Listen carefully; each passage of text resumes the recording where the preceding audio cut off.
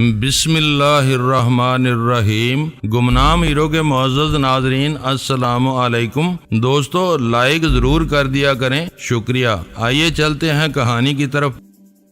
इन दोनों में इस नुक्ते पर कुछ देर तक तो तकरार होती रही। इस वक्त राजा मुसीबत में फंसा हुआ था। इसकी दानिश्त में वीरा इसे धीरे धीरे राह दे रही थी। मजबूर होकर इसने अपनी रजामंदी जाहिर कर दी। अब यहाँ क्यों बैठी हो? राजा ने बेतकल्लफी से वीरा को दोनों हाथों से हल्के से धकेलते हुए कहा। जाओ और जाकर मोबाइल फोन ले आओ। वीरा एक तजर्बाकार औरत थी। वो राजा की जहनी कैफियत को अच्छी तरह समझ रही थी। वो तकलीफ में मुब्तला था और अपनी उलझन से भी दो चार था, लेकिन वीरा का जादू इसके सर चढ़कर बोल रहा था। वो वीरा को छूने और छेड़ने का कोई इज़्तिरारी मौका जाया नहीं कर रहा था। वीरा एक मगरबी दोशीज़ा थी। इसके लिए एक मशरिकी मर्द की वो पेशरफ्त बेमानी थी। राजा के हाथों के लम्स से इसे कोई फर्क नहीं पड़ रहा था। वो बस ये सोच रही थी कि इन हरकतों के शहर में गिरफ्तार होकर इसकी मौजूदगी में अपने आका को फोन कॉल कर ले तो वो अपना बड़ा मकसद हासिल करने में कामयाब हो जाएगी। इसे मालूम था कि मोबाइल पर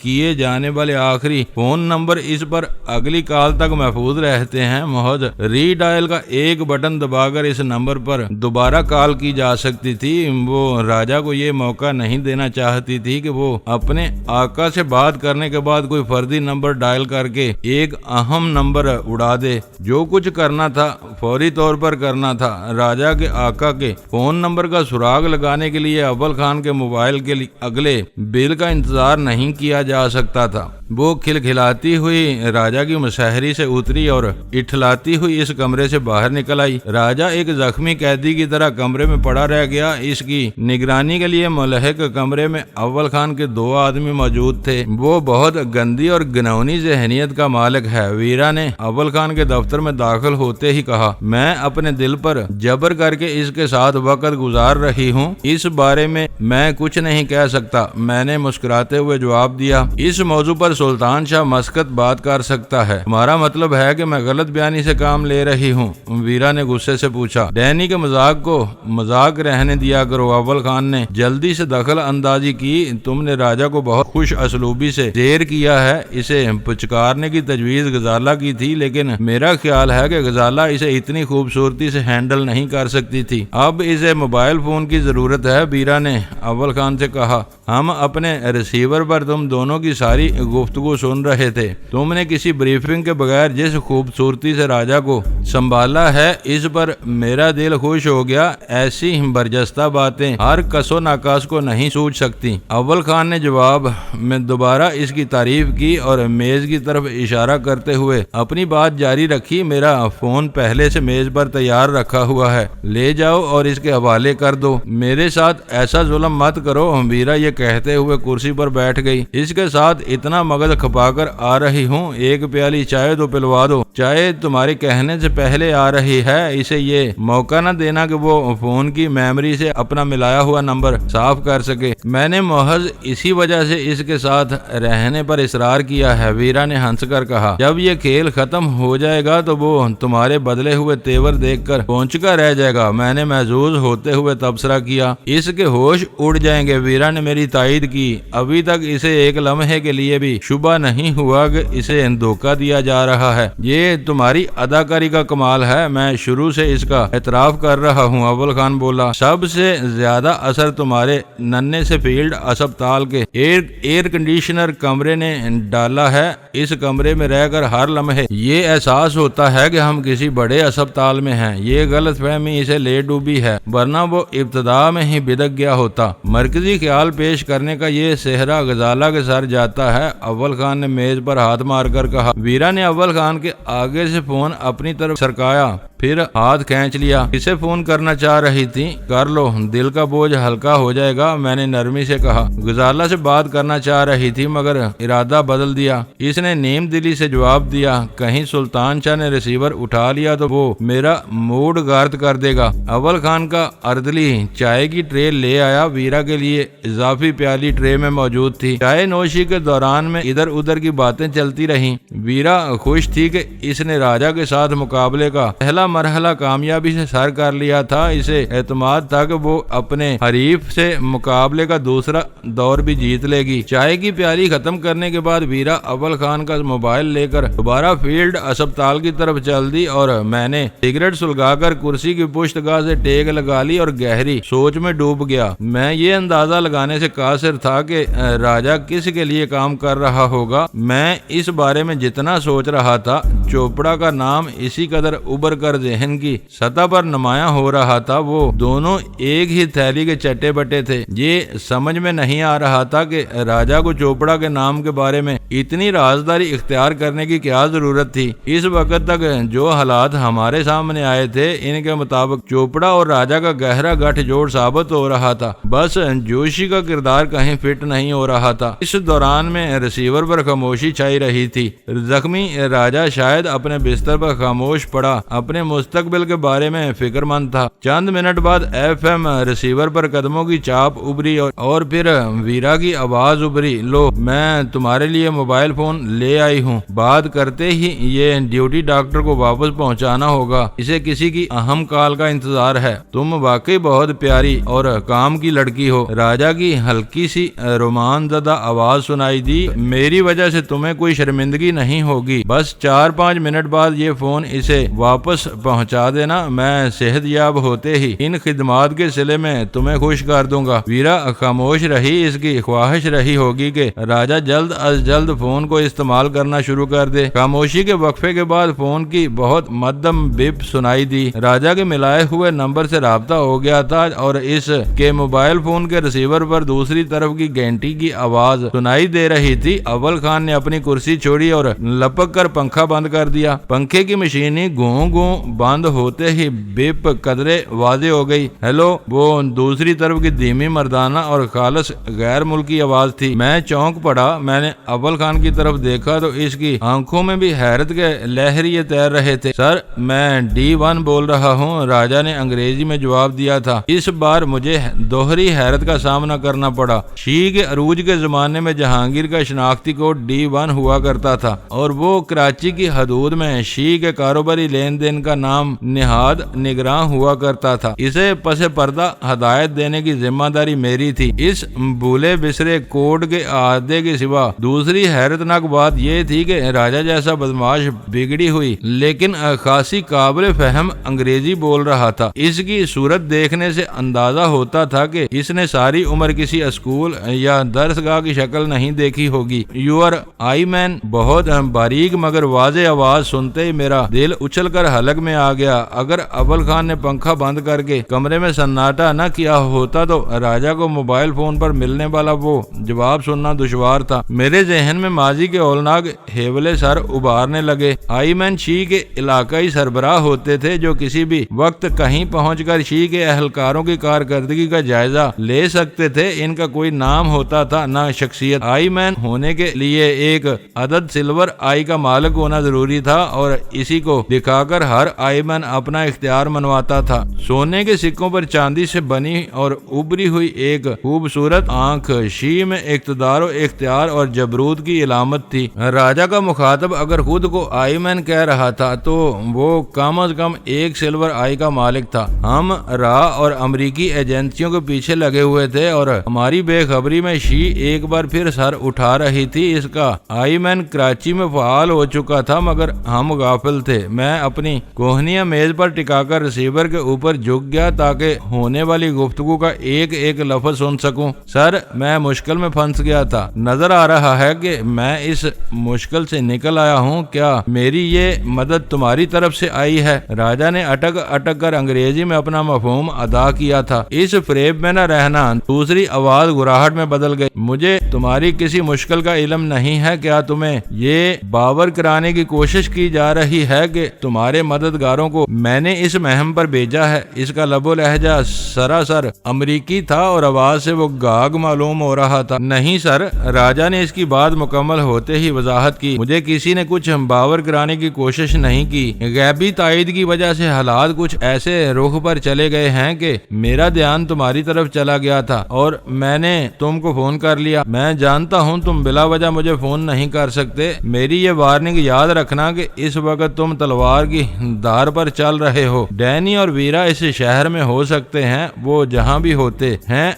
अपने दुश्मनों के लिए संगीन खतरा बन जाते हैं। अपने असल काम के साथ तुमको इनकी सरगोबी का ख्याल भी रखना है। मुझे याद है सर, वो जवाब देते हुए राजा को मालूम नहीं था कि वीरा इसकी नर्स के रूप में वहीं मौजूद थी। वो कह रहा था, तुमने इन दोनों की निशानदही वाले इनाम में से कोई हिस्सा न लेने की यकीन दहानी करा के मुझे जबरदस्त तहरीक दी है। मैंने इन तक पहुंचने के लिए कुछ और लोगों से मुरासम इस्तवार कर लिए हैं, लेकिन इस वक्त मेरी दाहिनी पिंडली टूटी हुई है। आज सुबह मेरी गाड़ी को हादसा पेश आ गया था। Oh no. गुर्राहट की वजह से राजा की बात अधूरी रह गई। मुश्किलात में गिर गए हो तो तुमको मुझसे दूर और अलग थलग रहना चाहिए। मैं खुद तुम्हारी खैर खबर रखूंगा और फजा साजगार होने पर राब्ता करूंगा। अब तुम मुझे फोन न करना। यकायक लाइन ड्रॉप हो गई। आईमैन खरांट आदमी था। इसने भांप लिया था कि राजा से बात करने में खतरा पोशीदा था। इसने अपना हुक्म सादर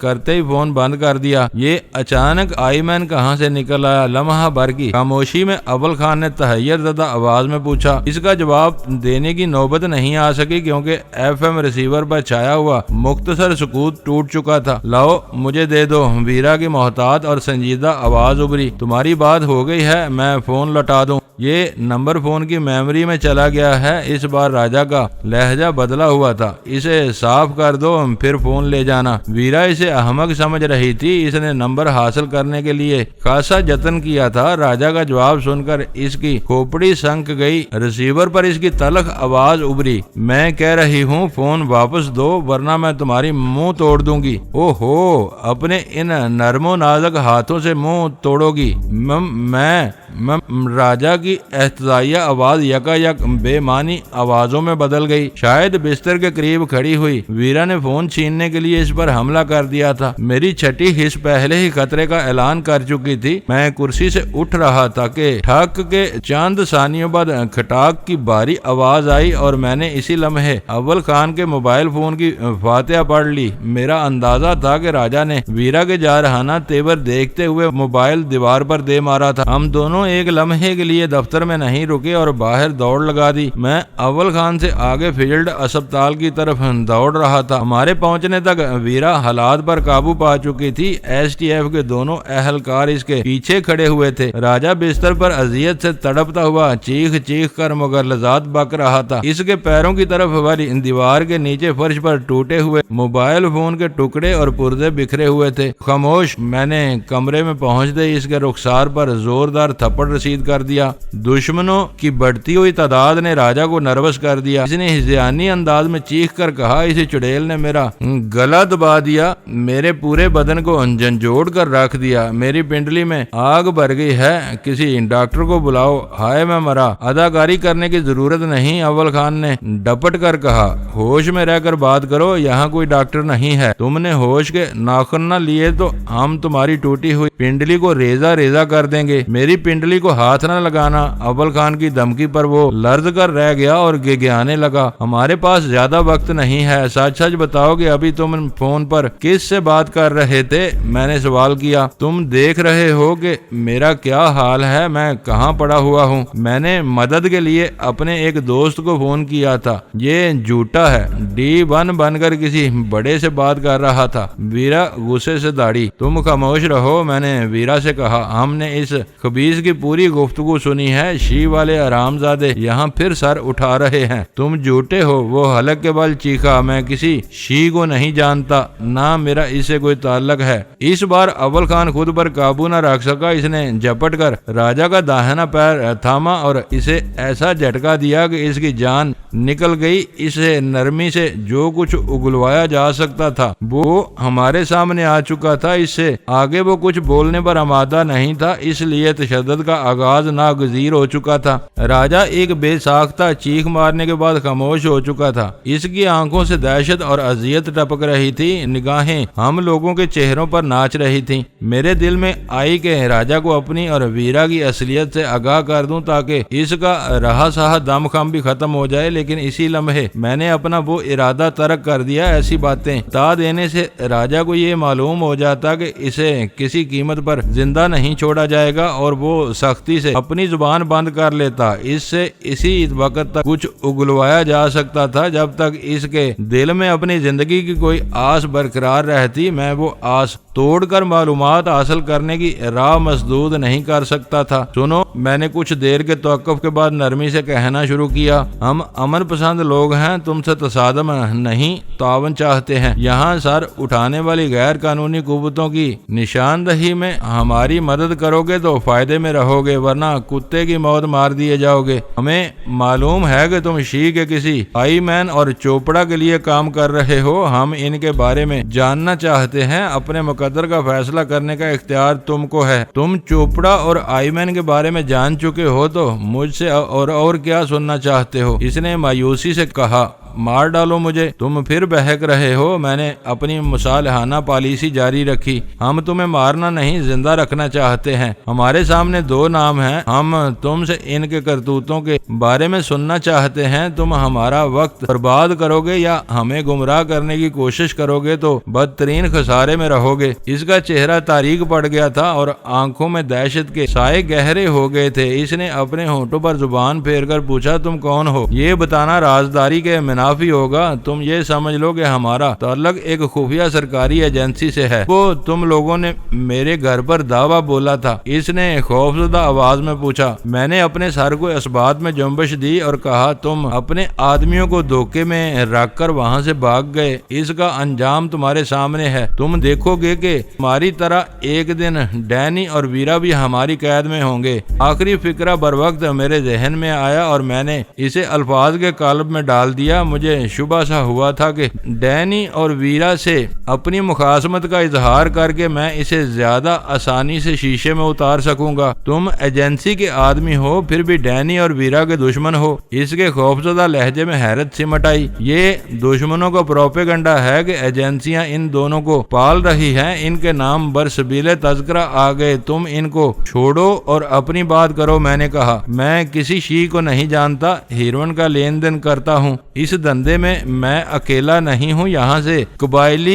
इलाकों तक हजारों लोग मुलव्वस हैं। इनको कोई नहीं पूछता। कराची में मुझको पकड़ने के बजाय तुम कबायली इलाकों में पोस्त की फसलों को आग क्यों नहीं लगाते? हमें हीरोइन से कोई दिलचस्पी है और ना पोस्त की फसलों से। पहले हमें चोपड़ा के बारे में बताओ, मैंने खुश्क लहजे में कहा। वो मेरा खरीदार है, हमेशा अच्छे दामों पर बड़ी मिकदार लेता है। इसने बिला तामल जवाब दिया। वो भारत का एक जिम्मेदार सफारती मुलाजम है। हीरोइन का क्या करता है? मैंने इस इंकशाफ पर हैरत से पूछा। मुफ्त बांटता होगा, मुझे पता नहीं कि वो इसका क्या करता है। वो मेरा एक अहम खरीदार है। वो भारतीयों की मक्कारी का एक नया सबूत था। वो जुराइम पेशा लोगों से बराह रास्त मरासम बढ़ाने के बजाय इनके कारोबारी रफीक बने हुए थे और आड़े वक्त पर इस रफाकत से भरपूर फायदा उठाते थे जिसका शायद वाजिबी सा मुआवजा देते हों। अगर वो सिर्फ हीरोइन का खरीदार है तो तुम जोशी के खून के प्यासे क्यों हो गए थे? मैंने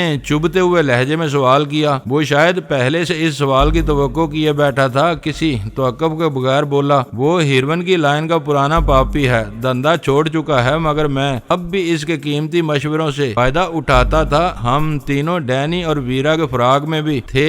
मेरी तरह चोपड़ा और जोशी को भी लाखों डॉलर के इनाम का लालच था। हमें यकीन था कि वो दोनों गंदी नाली के कीड़े हैं, किसी न किसी दिन जुराइम की दुनिया का रुख जरूर करेंगे और हम इन्हें पकड़वा देंगे। इसने खामोश होकर बेइख्तियार अपनी मजरूह टांग पर हाथ रखा और कराने लगा। शायद इसके जख्म में कोई नाकाबिले बर्दाश्त टीस उठी थी। अव्वल खान ने इस मौका से फायदा उठाकर मुझे इशारा किया कि राजा ने आखिरकार सच उगलना शुरू कर दिया था। मैं सर की जुम्बश से तौफीमी इशारा करके खुद मेरा भी यही ख्याल था कि धोखे में बहुत सी बातें खुल जाने के बाद राजा ने मजबूर मजबूर होकर सच बोलने का फैसला किया था। अपनी रास्तगोई में इसे जिंदगी की खासी उम्मीद नजर आ रही थी जो आखिरकार अबस साबित होनी थी। अव्वल खान के एमा पर इसका एक आदमी दर्द दूर करने वाली दवा का इंजेक्शन तैयार करके ले आया। राजा ने रजाकाराना तौर पर अपना बाजू फैला दिया। इंजेक्शन लगते ही राजा के दर्द में कुछ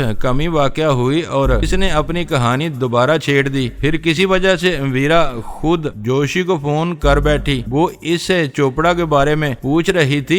जोशी ने बेखबरी में इसे चोपड़ा का पता बता दिया। फिर चोपड़ा को भी फोन कर दिया कि इसकी ब्लैक क्वीन इसे ढूंढ रही है। चोपड़ा इस पर नाराज हुआ और इसे बताया कि इसकी ब्लैक क्वीन ही असल में वीरा है। जोशी इसे पकड़वाने की कोशिश करे। चोपड़ा अपने घर से गायब हो गया। मुश्तबा लोगों ने इसके घर के फेरे लगाने शुरू कर दिए। इसे शुबा था कि इस तक पहुंचने में नाकाम होने के बाद वीरा चिल्लाकर जोशी पर हाथ डालेगी। वो काम छोड़ने के बाद बुज़दिल हो गया था। इसे मालूम था कि चोपड़ा मुझसे हिरवन लेता है। चोपड़ा को डर था कि वो पकड़ा गया तो सब कुछ उगल देगा और अपने साथ हम दोनों को भी मरवा देगा। इसने मुझसे मदद की इल्तिजा की और मैंने अपने आदमी जोशी पर लगा दिए और हमारी तवक्को के खिलाफ वीरा बहुत बाखबर निकली। इसके आदमी कल रात जोशी पर चढ़ दौड़े। मेरे आदमी अफरा तफरी से फायदा उठाकर इसे अगवा कर लाए। आज मुंह अंधेरे तुम लोग आए तो मैं समझा कि वीरा जोशी की बू सूंघती हुई वहां तक आ गई। मैं कानून से लड़ने वालों में से नहीं हूँ। वीरा के धोखे में मैंने तुम्हारी गाड़ियों पर पहली गोली चला दी। मेरे किसी आदमी ने गुस्से में जोशी का भेजा उड़ा दिया। सब कुछ उल्टा होता चला जा रहा था। मैं खामोशी से निकल आया।